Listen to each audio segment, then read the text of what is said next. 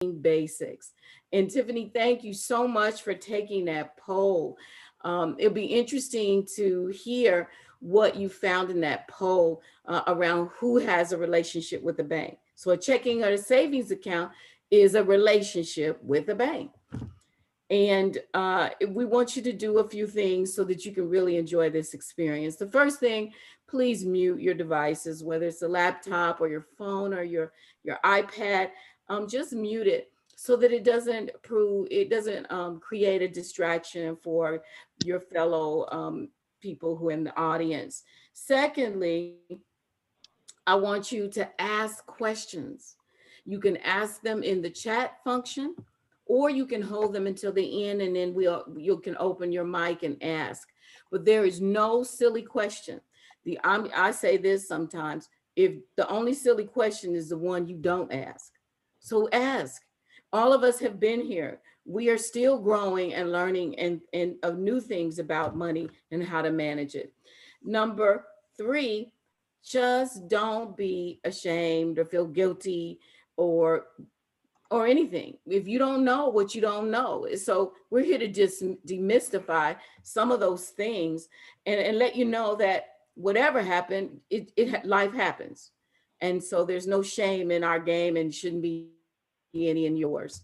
And then finally, I want you to know that we have an opportunity for you to win a gift card tonight, a $50 gift card.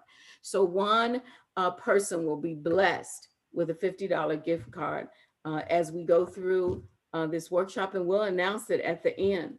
So without any further from me, I just want you to know that your presenter is one of my dearest partners and friends. He's amazing. He's been in the business a long time and has a wealth of knowledge. However, as I stated, we are all growing, and I know you guys got some good questions. If we don't know, we'll get back to you because this landscape of finances is changing every single day. But for the most part, I know he's got the expert answer. So, and without any further from me, I give you my colleague and my friend, John Razor. Thank you. Thank you very much, Maria. I really appreciate that kind introduction. So, and I also thank you to Eric and Tiffany, especially for hosting us today and giving us access, to the group. We couldn't do what we do without our community partners, and they're the best out there. So thank you very much for that. As Maria mentioned, I've been in the financial services game for a long time. I've been doing this for 17 years. For the last 5 or so, I've worked in community and economic development across our footprint. So from Michigan down to Florida and St. Louis over to North Carolina. And I've done a lot of financial education. I've met a lot of people. I've pulled a lot of credit reports. I've hit the road and helped people.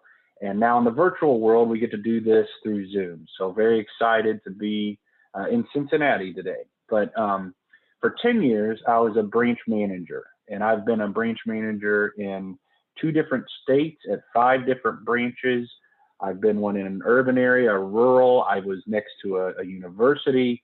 I was in a big city. So I have really run the gamut of working with the public on financial education, one-on-one, talking specifically about individual finances. And one of my favorite things to do as a branch manager is to demystify financial services, because nothing you're going to hear today is rocket science.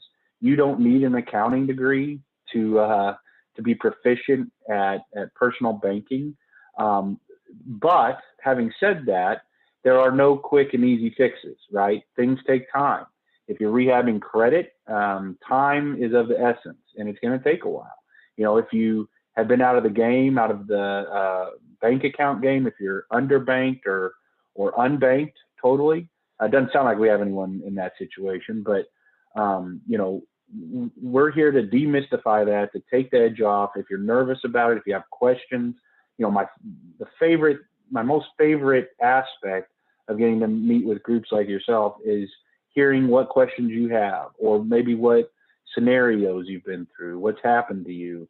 We want to hear that, share that with us. And sounds like Miss Maria has $50. That's real money, to give away today, as my friend likes to say. So, that's not a $5 Subway gift card or anything, right? That can be used anywhere MasterCard's used. So just keep that in mind. We are going to talk about kind of the basics. So we're going to start, as if we're starting cold. We're starting from scratch, right? So if you have heard some of this before, that's fantastic. We'd love for you to, reinforce what you've heard. To go on and learn something new is always great. And we're gonna do that right now. So can I ask, is this in the correct presentation mode, or do you see a little thing at the bottom that says slides? You are good. Real good. Okay, great, excellent. So again, here's my information. This is part of our financial empowerment programs that we do. So typically, I know I mentioned that I've on the road a lot. We have a bus. I don't know if you might have seen it at some point. We've been all around Ohio, I can tell you that.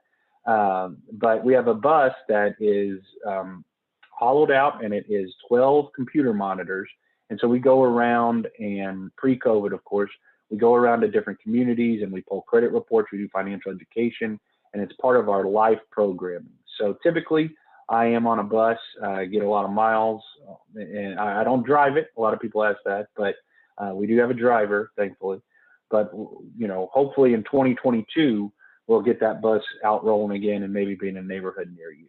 So banking basics is what we're going to talk about today. So a couple of the things that you're going to learn, information about financial institutions, comparisons of different types of bank accounts, different types of financial institutions, actually, types of interest, how to protect your money, and then strategies to protect yourself. Because, just by being a consumer, you are opening yourself up to fraud. There are no 100% foolproof ways to avoid it, but there are definitely ways to minimize the impact and the chances that you're a victim of fraud. So we've got a lot of things to cover. It's about 20 slides. I do tend to talk quickly, but if you have questions, and I know there's going to be a couple more polls, so be on the lookout for that. But if you do have questions, feel free to put them in the chat or get my attention. One of my colleagues here will stop me and interrupt me. They're used to doing that. So we'll go ahead and get started if that sounds good. So what types of financial institutions are we talking about? There are three main ones when it comes to finance. There's your non-banking, your banks, and your credit unions. So non-banking institutions are pretty much anywhere you can cash a check. Money service businesses, so check cashing services, payday advance loan places, pawn shops, anywhere someone needs to go to get access to their money. Typically, those are going to come with fees. And in a lot of areas, they're going to be very large fees. It can be double-digit interest. It can, I've heard a lot of stories of people getting in a cycle where, they're paying money to cash a check, or they're getting an advance on their direct deposit. And once you start that, it is really, really hard to get off of it. Trust me. I've talked to a lot of people in that situation. And that's really the whole goal of today, is to try and help people ease off that if you're on it. If you're not on it, don't start, okay? That's the easiest, best advice you're gonna hear all day. And I get there are emergencies, don't get me wrong. If that's what it's for, that's what it's for. But if you can at all, avoid that. So banks are for-profit institutions, and then credit unions are not-for-profit institutions. And really, that's the biggest difference. A lot of the products, banks have checking, savings, loans, right? Credit unions, they have checking, savings, loans. It's very similar. There are some differences as far as technology, as far as access and things like that. But as far as their core products, what can you do? You can walk into a bank, you can get a checking account, you can get a savings account, you can get a loan, you can get those same things at credit unions, okay? But just keep that in mind, that there is a difference, and we'll talk about some of those differences here. Okay. Give me my baby. Give me my baby. Excuse me, Angel. I believe you can mute your phone. No. Or it's Andrea. Could you mute your phone? Thanks. There we go. All right. You're welcome. Um, so, what are the differences between banks and credit unions, as I mentioned? So, they'll both accept cash, checks, and do wire transfers and deposits, loans, 24-hour banking, online banking, ATMs, and they both offer insurance on your money. And that's a big part of, I think some people's concern is if I put all my money in this bank, I won't be able to get to it, right? Or if I put my money in this credit union, what happens? In 2008, we had banks uh, falter and go out of business. I mean, that was a real concern. So I do want to stress to everyone that your deposits, so your cash deposit, if you put the money in the bank up to $250,000, is federally insured for any person that is on that bank account. If it's a joint account, so you and your partner or spouse or child have an account together, it's $250,000 for each person. Okay, so one account with two people, you've got $500,000 worth of federally insured protection. Now, if a bank goes out of business, which before '08 was not unheard of, but was very rare, but if a bank does go out of business, it'll take some time to get your money. I'm not going to lie, but hopefully the worst is behind us. I don't expect that to happen again. But if it does, just know your money is insured. Also, with 24-hour banking, with ATMs, if you have a cell phone, you have a bank. And I just held my cell phone up, but it didn't show it. But if you have a cell phone, you pretty much have a bank account or a bank at your fingertips. Nowadays you can if you get a check from someone, you can take a picture of the check and deposit it. ATMs are all over the place. Most banks and credit unions will give you one or two ATM withdrawals per month that are not on their bank for free. So access, to your account and to your money has improved significantly as technology has improved. So just keep that in mind, especially if you've been out of the game for a while and you're thinking about getting back in, technology is much better now. So, and again, your money is insured, whether it's credit unions or banks. So what are some differences? Well, banks are for profit, and they make their money from fees and interest from loans. They have a lot of locations, and some are nationwide. Fifth Third, we are considered a super regional bank. So as I mentioned, we're from Michigan down to Florida, St. Louis over to North Carolina, and pretty much everywhere in between. But there are other banks that are nationwide. There are some that are worldwide, right, that have locations in many countries. And we're open to anyone. If you walk in, as long as you don't owe us money, then you can open an account with us, right? So credit unions are a little different. So they're not for profit. They share their profits, and when it says with their customers and their members, that is true. But they share that as in that they give you a little lower rates on your loans or a little more interest on your savings. Okay, you don't actually get like a check directly from them typically. They may require you to live in a certain community, or here I actually sit in Southern Indiana. Teachers Credit Union is a popular one. So if you're a teacher or if you are related to a teacher, you can open an account with them, but you have to, belong to that group to qualify to use them. They're smaller in size and typically have much fewer locations. But they may have a little bit better interest and a little lower account fees.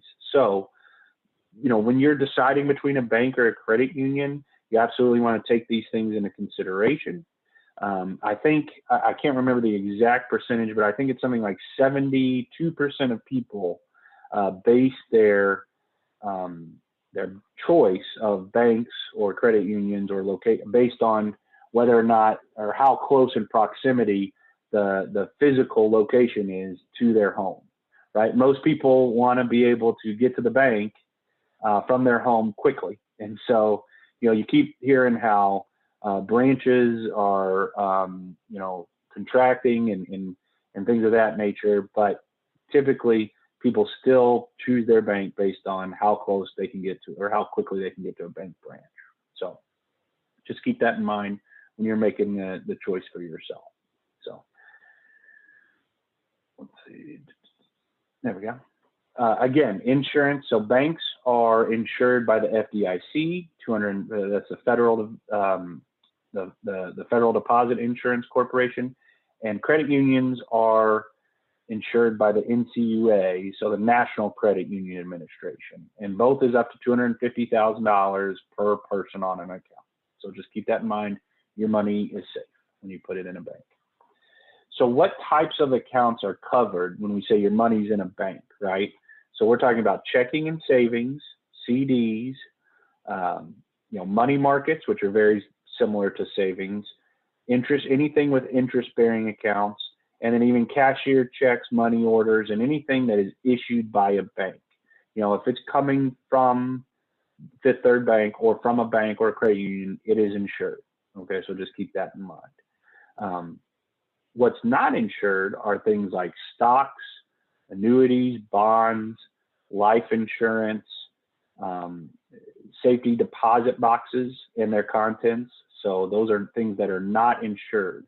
And a lot of people wonder about the safety deposit boxes. When you open a safety deposit box, that is your property and everything in there is yours. And in fact, when you come into a bank, we were always trained to help unlock it, and then we need to remove ourselves as employees because that is your property. So since we don't know what's in there and we don't have access to that, banks and credit unions aren't able to insure whatever is in that safety deposit box. So just keep that in mind, because some people I've heard want to put cash in there. It's not as safe as actually depositing it with the bank. So how interest can help you. This is a great example. So it's kind of tough to see, but the blue bars are principal deposits that this individual is making over 25 years. And the top half, or sometimes more than half, the black portion, is the interest. So really, this is a time value of money thing. As you can see at the beginning, typically when you start depositing at a bank or a credit union, most of your balance is what you are putting in there. But as it grows and as you earn interest, that interest is going to make money on top of interest on top of your principal. So over time, as long as you aren't pulling out, as long as you're putting in, your interest will grow. And I'll say right now is a great time to be a borrower. Rates have never been lower in the history of time than they are right now. I mean, I think I just looked the other day, and I think a 30-year mortgage is, under 3%, which is crazy to think about. But on the flip side of that, if you're a saver, you're not getting a lot of interest for the money that you have in an account. I've heard of CDs being, 0.5%, which is not even a full percent, which is crazy to think about. In the 70s, you could get 20% on a CD. Now you were paying 16% on a mortgage, right? So it's really, 6 of one, half dozen of another. But right now is a great time to be a borrower, and it's going to improve over time, right? So we don't know exactly when, but rates literally cannot go any lower. So they will start to go up in the future. It'll probably be a couple years from now.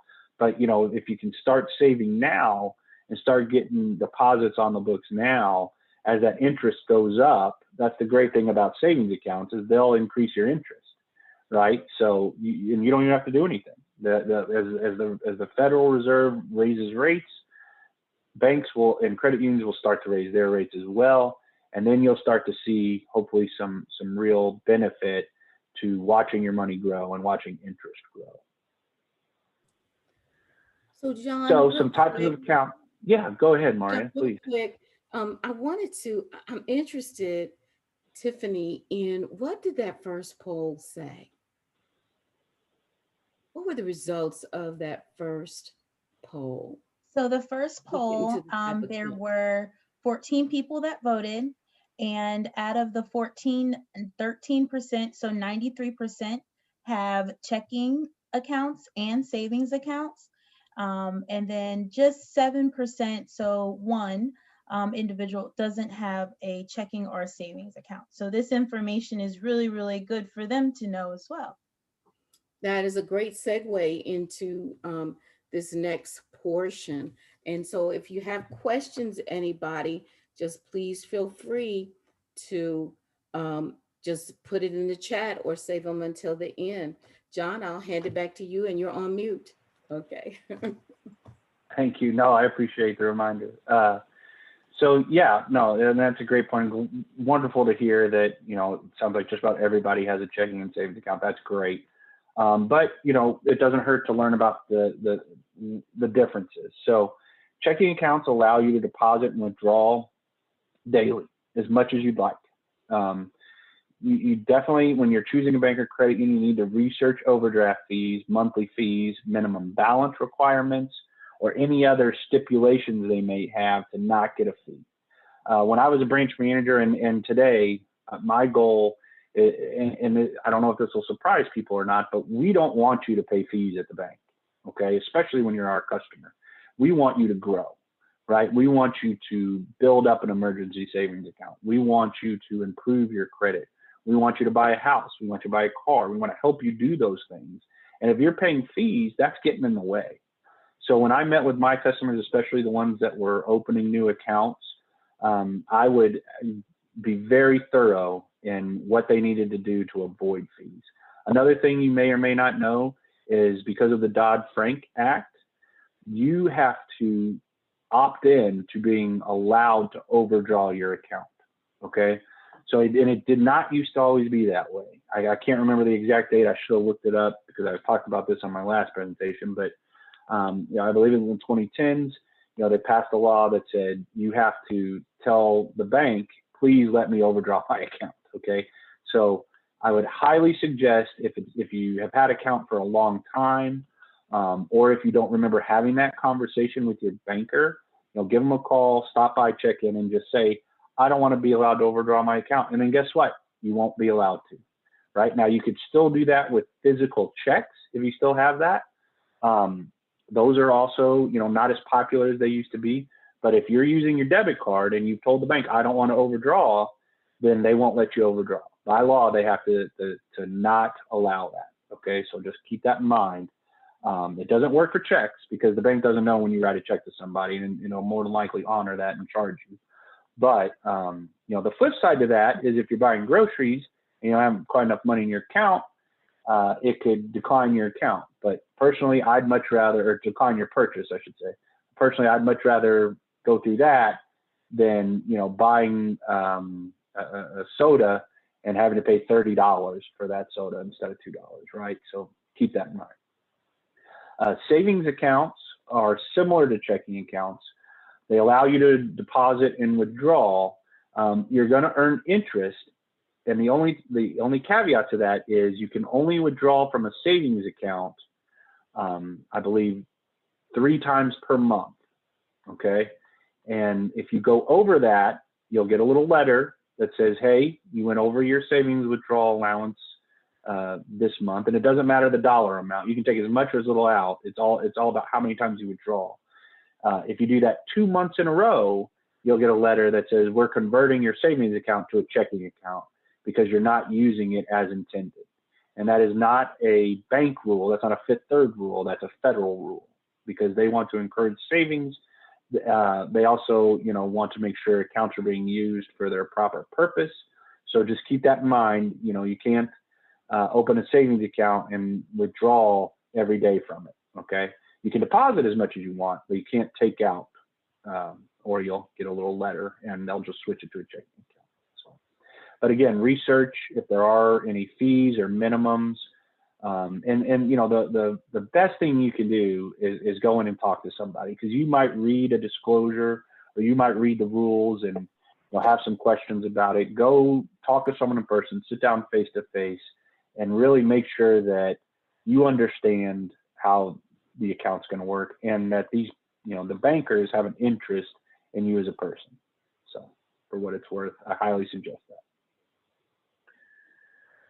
Some specialized accounts. So these are similar to checking and savings. Money markets are like savings account. They usually have a little higher interest rate. Typically, you can get some checks with money markets, but they are usually going to have higher minimum balance requirements. So just be careful of that. CDs are, again, federally insured. They're going to have higher interest rates. However, they are going to lock your money in for a specific amount of time. So keep in mind, you might get 2 or 3% on a CD in the near future, but they might say you have to lock your money up for a year, right? And if you do, you can get to it, but you might have to pay a penalty, and it could be less. That penalty could cause it to be less than the amount of money you put in. So just keep that in mind. Only put money in a CD if you can really, if you really aren't going to need it for however long you open that for. And that can be 6 months, that can be a year. I've seen some CDs up to 5 years. So a couple other specialized accounts are 529 plans. Those are college savings. Typically states offer those. Banks can offer them as well. That's more of like a stock market type account, but 529s are great if you have children, grandchildren, or you yourself want to save up for secondary education purposes. Perfect account to do that. There are also IRAs and Roth IRAs, which are retirement accounts. Individual retirement accounts is what that stands for. And those are absolutely what they sound like. So they are money for retirement. They're even more restrictive. You can get to it again, but you're going to, if you take it out before, I believe it's age 65, then you might have to pay some fees and so on and so forth. So.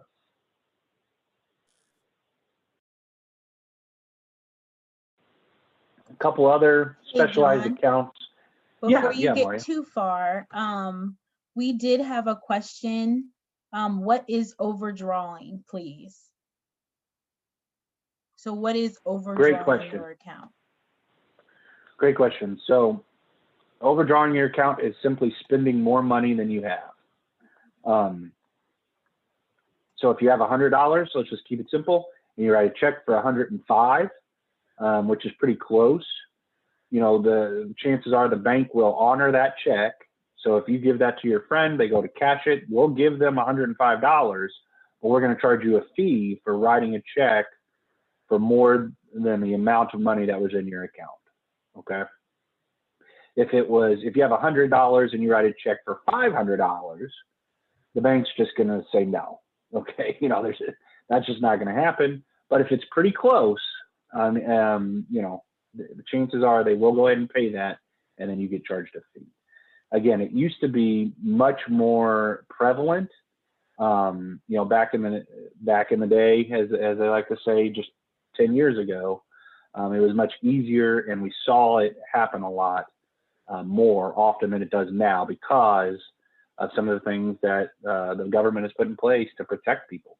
So then I don't think any of my bosses are on here. So I can tell you, as a retail person who dealt with customers every day, we were very happy for those changes and those safeguards that they put in, because it made our jobs easier as bankers. So if it's been a while, again, check with your bank, check with your banker, make sure your account's set up the way you want it to be. And those vary from bank to bank.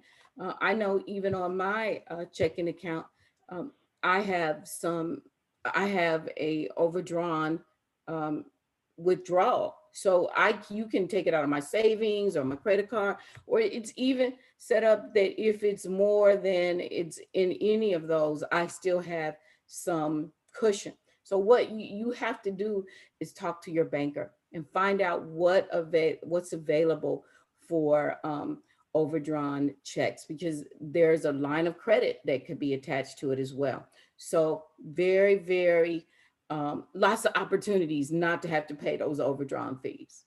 Lots. Absolutely. Overdraft protection. Yeah. If you don't have it, it's a great thing to have. Yeah. Yeah. So how accounts are set up can be a little different. You can have a joint ownership. So you could be you and your partner.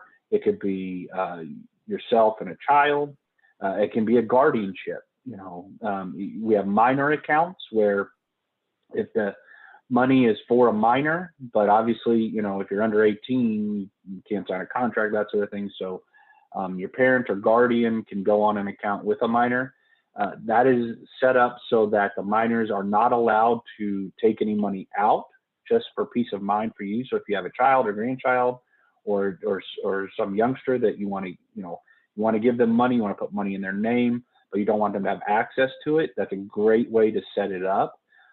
What's also surprising is even if that person turns 18, they're not allowed to get into that account until the guardian or the owner says, now, you have to go into the bank, and it can be a little bit of hassle, but it's good for peace of mind. You have to go into the bank and you have to say, okay, little Johnny can have this money now, but the owner, the custodian, has to be the one to say that. So just keep that in mind. And then custodial is, again, that kind of parent or guardian.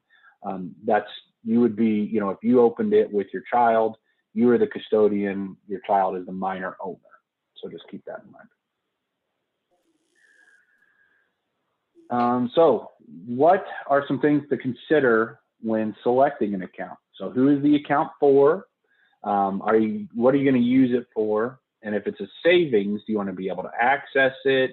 Or do you have enough for a money market or a certificate of deposit? So, obviously we want to start off with savings. Hopefully, you're younger, you can open a savings account. You're not going to need the money a lot. That's typically where people start. Then they move into checking, and then they progress through that after you get, an emergency savings account set up. Then you start investing your money, and so on and so forth. But those are the things you want to consider when opening an account. John, So we've got a little scenario here. Yeah, go ahead, Maria. I got a couple questions before you go to the scenario. And we're Great. at 6:39. But the first question is, what happens if you have more than one savings account? What happens when you have more than one savings account? Will you still receive a letter if you withdraw more than the monthly limit? Very personal question, very individualized. That's a good question. Yeah, no, I think it is per account. So Yes. if you have two savings accounts, you can do 3 withdrawals from one and 3 from the other. Certainly, if you have them at different banks, you could do that. But if it's at the same bank, I think you're okay. But I would like to double check that. And then the second one is, why is it a fee? Why is it a fee when money is moved from your savings to cover checking expenses? And I can answer that. It's because they still have to do a process. And for in most transactions in a bank, for many transactions in a bank, there may be fees. And so having an overdraft protection, if you go over that, you sign up up front that you'll pay that fee if you in fact overdraw your account. And so that varies from account to account, but I have several accounts, and they all charge overdraft fees, and even with overdraft protection, I will tell you, but the overdraft fee is nowhere near what it cost me to sign up in the beginning for the overdraft protection. Overdraft fee can vary from $25 to $35. And so I think that that's wise to have that. Tiffany, did you have some more polls that you wanted to do? You got another poll? I had to unmute myself. Yes, so I have another one with Ali, but there is another question in the chat box. Okay. So I'll launch the poll for Ali in just a second, but Miss Angelique wanted to know if you put money into one of the student saving plans for college, will it make it harder for students to apply for financial aid for college? That is definitely one I would need to check into. I am not up to date on financial aid for colleges. I don't know. I think, I hate to give wrong information. I think typically that's based on income, not necessarily assets. So it's more based on how much money your family has in income, not how much they have altogether. but I would definitely check with the university before you take that to heart. And I Yes. think that that would be a gift, I think, the savings account. But you're right. When you do the FAFSA, they'll ask you Mhm. certain questions on there, and it may ask you if you have a 529 account. So that's very good question. And if you're looking to do that, I would find that out up front so there are no surprises when it comes to you using it. Yes, so you can definitely look on the Department of Education's website. They take a percentage of your the savings that you have for college. That percentage may have changed here with everything that's been going on in our current climate. But the last time that I checked, it was 5.64% of the amount that you have saved as assets for child's education. But you can definitely check that out on the Department of Education's website. They would have that information for you. Thank you, Tiffany. Mhm. So, do you want to do the poll after Ali's decision, or do you want to do it now? Well, I'll say it looks like Eric also asked if the savings withdrawal limit applies to transfers within the bank, and the answer is yes, Eric. It's anytime money comes out. So for whatever reason, whether that's to cover an overdraft, whether that's you actually pulling it out, whether it's a company taking a payment out, anytime money goes out, that applies to the withdrawal limit. And then it says, what would income? It said, what would be income in this case? So define income, John. Income is just the money that you have coming in. So whether that's a job, whether it's I hate to give wrong information, but typically how much money you have coming in is income. Mm-hmm. And sometimes they'll take your individual income depending on what you're applying for, or they'll do the household income. It just depends on if you're applying for a loan or a credit card. Just make sure that you understand the language because it'll be very specific.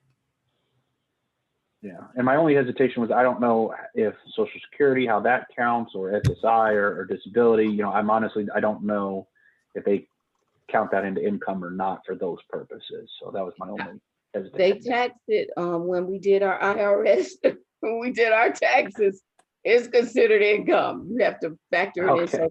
So retirement and Social Security and all those things, you have to put it in there. I'm not sure how much the tax rate is, but it's considered income. Okay.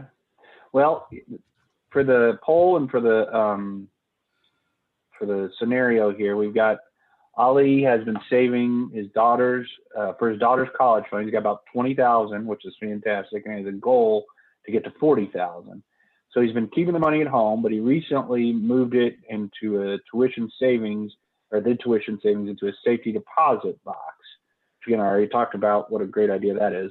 But what are some other options that will work for Ali so that his money would be protected? So that is what Tiffany is asking in this poll that we have open.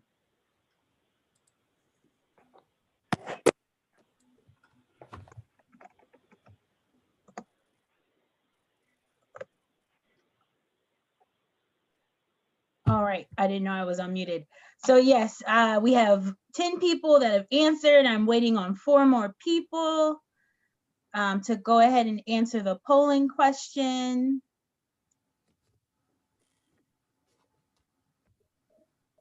So just 4 more people, and then I will We're in the share home the stretch, results. everyone. So let's get our answers. All right. Just 2 more people. I got 85% of the votes. 2 more. All right. I think that's gonna do it for us. Go ahead and end this and share the results there. All I think you've got some pretty Right. savvy people on here. I think so. I think everything but none of the above was acceptable, right? All of the above is Yes. great. But yeah, those are all great options. Every single one of them is way better than a safety deposit box. I can tell you that. Yeah. Thank you. Looking at how Ali's going to get to that goal of 40,000, he does consider taking out a loan for the remaining 20. So his bank gives him two options: 5% interest for 5 years. And as you can see, I think this just shows, the huge difference that a loan term can make. So if you're going for, and you can think about this as a car loan even, but if you're going to do a $20,000 car loan for 5 years at 5%, you're going to pay $5,000 in interest. Option B, $20,000 loan at 5% for 2 years, you're only going to pay $2,000 interest.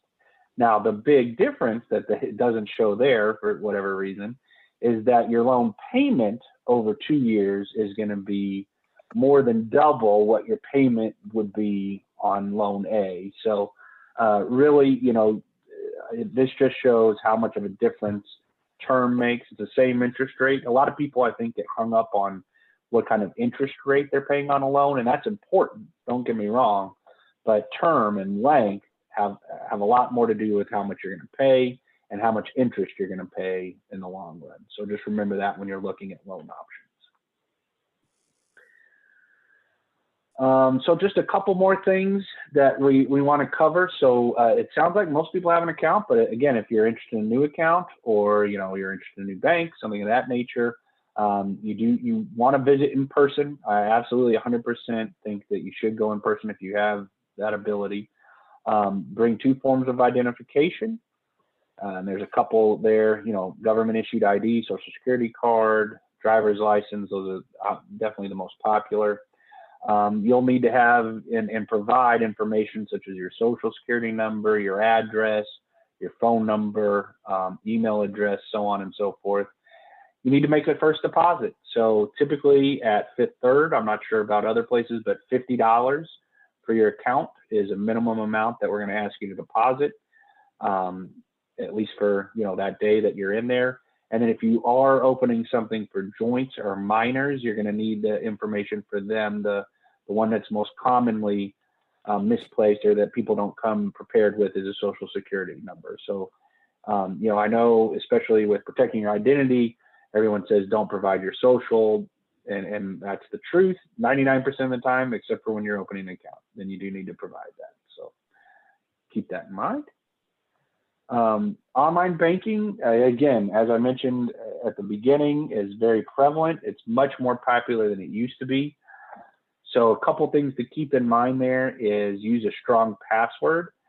Don't let it be password 123, I think, which is one of the more common passwords there is. Don't do that. Think of a random string of digits and letters, capitalized, special characters. And you'll be surprised how quickly you'll memorize it. If you sign in every couple of days, you'll memorize it quickly, I promise. If you are using a public computer, make sure it's a secure connection and log out. Log out, log out. Don't get up from the computer and just leave. Make sure you log out if you're using, like a library or something like that. And never, ever give out your personal information to someone via email or someone that calls you. Okay, now if you call into the bank and they're trying to verify your identity so that they can talk to you about your accounts, that's different, right? You're the one calling them, you're looking up the number, you're initiating that. But if someone calls you and asks for that information, never give it out. If they say they're from your bank, you say, that's great. I'll be happy. I'm going to call my branch back where I know John, I sat with him and opened my account. I trust John. I'll talk to him over the phone, right? That sort of thing. So just keep that in mind. There are fraudsters everywhere. And as soon as the bank and other groups come out with ways to prevent fraud, these fraudsters are figuring out ways around those. So use good passwords. log out if you're using a public computer, and never give out your info. Looks like we got a couple questions here, or maybe Yes. some. So I put the information regarding assets into the assets for your student loans being counted in the FAFSA from the studentaid.gov website. It's an article that's on there. So check that information out. And then Miss Sherry had a very interesting revelation. Great She's question. got a lot of customers who use the check cashing stores instead of banks due to bad credit. What options do Fifth or Third have for someone that have been turned down several times by banks? It's a great question. So there is a system called Check Systems. And if you're in it, you probably know about it. If not, you probably don't. But essentially what it does is if someone overdraws their account and they don't pay it back, or they don't, come to an agreement with the bank, they will put you on a system that says, don't open an account. This person owes, ABC Bank money. And that can definitely prevent people from opening accounts elsewhere. So I would definitely suggest working with, a community action agency or someone that can, negotiate with those banks on your behalf. Most 9 times out of 10, this happened a long time ago, maybe when overdraft fees were more prevalent, when there were things like daily overdraft fees. I'm not going to sugarcoat it. It used to be bad, and it's gotten a lot better, I promise you. So work with an agency that can negotiate on your behalf, talk to the bank. We also at Fifth Third have a second chance account called Express Banking. So, it's a checking account. You can direct deposit into it. You have access to your money, but it doesn't have all the features that most checking accounts have. So you're not allowed to have checks. You're not allowed to overdraw. You do get a debit card. So it's kind of like checking light, and pretty much anyone is allowed to open that. After a year, as long as your account's in good standing and you've done well, then we can transfer that into a traditional checking account if that's what you'd like. So there are definitely some options out there. Check them out. Mari, do you have anything else to add on that? No, that is exactly what I would have said. I love that we have a second chance. All of us have made mistakes. And some of us have made mistakes in our checking accounts. And so if that's the case, it's not the end of the world. And we can help you get back on track. Yeah. And I love the question about credit. That's, honestly, my favorite topic. We have a really good credit presentation. But that's a whole nother presentation. This is my point here. Coming up. We're talking about accounts today. Yeah. But you got that's on the 4th. Credit score is on the 4th. So come back and listen to All Things Credit, because it's really good. Every time I hear it, I learn something. I really do. Yeah. It looks like someone asked if you can have a debit card with a savings account. With the money markets, you can have checks, but you can put a savings account on your debit card to use at an ATM. Okay, so if you need 24-hour access and you want to withdraw from your savings account, you can have it tied to your debit card so that you can withdraw from the savings account, but you cannot use it at like a store. There's no scenario where you can go to Walmart, run your debit card, and it's going to pull money out of your savings account. It won't work like that, but you can connect it to your ATM so that you can withdraw cash from the savings account. Just a couple more slides, just some safety and security scenarios. As I mentioned, these are kind of funny, but you want to don't be disorganized and make things, don't use the same password for all accounts. I'll tell you, my trick is I have a phone, and I put my in the notes section. If I open an account, I'll put my notes and my new password in there. and then I can pull it up, and I have a different password for just about everything. So find what And you works for can lock you. that.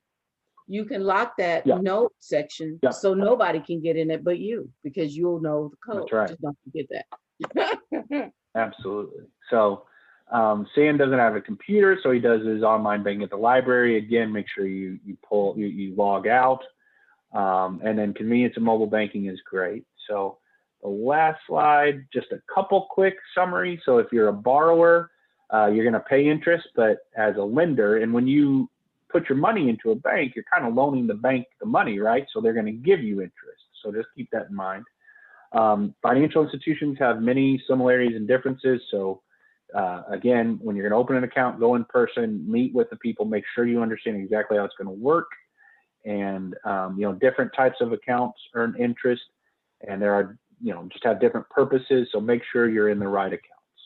And it looks like we are right at time with about 2 minutes. Yes. So that is the end of the presentation. Yes, I have one last polling question for everybody. If you could just go ahead and answer that last one for me, that would be awesome.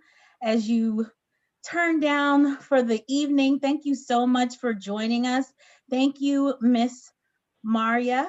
Thank you, John, for hosting tonight. I learned more information that I didn't know. So I'm excited about boosting your credit scores next week. Hopefully you guys are all signed up for it as well. Want to make sure that everybody is getting those stair steps to building that generational based wealth, and opening the checking account, savings accounts is just one leg of the race, just one step on the step to generational based wealth. So this last polling question looks like everyone has just about answered it. I'm going to give a few more seconds, but I think we're good. So I'm going to go ahead and share the results. And so there's a few people that are interested in opening up an account next week. I don't know if these people are opening up money market accounts or other types of savings accounts. And then there's one person interested in the next 3 to 6 months. So this gives us some good information to pull from. Well, I think that if you need assistance from us to get you to the right person to open the account, please share your name with Tiffany, reach out to her or Eric, and they'll be glad to connect you with us. And I have a winner, and I am trying to say the last name, but I think I don't want to mess it up. So it is Laverne DeArmond. Laverne DeArmond is the winner of the $50 gift card. Yeah. Yeah. Thank you. You're welcome. You're welcome. So, Tiffany, you will get the gift card to you, and Okay. that way you can get it to your team, and they'll get it to her. So we Yeah. appreciate this so much. We're at 7:01. The time really flew. Please, please, please register for boosting your credit, and let's get at it. Let's go towards some of your dreams. I'm gonna leave you with a question. I want you to think about it. We're gonna talk about it next week. Do you want to look rich, or do you want to be rich? Think about it. I like that, Miss Maya. I like All that. right. Until then, everybody, have a great evening and a great week. Bye-bye. Bye-bye. Thank you. Bye-bye. Bye-bye.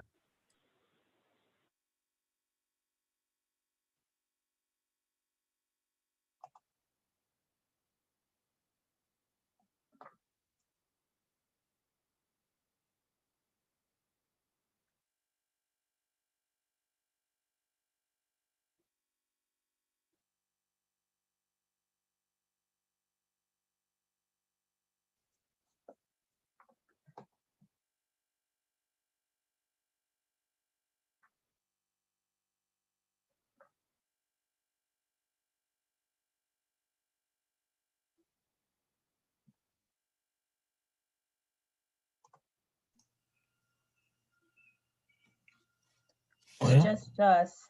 So we have our 2 gift cards. Do you just want to you still send a record? message? Hmm? Stop the recording.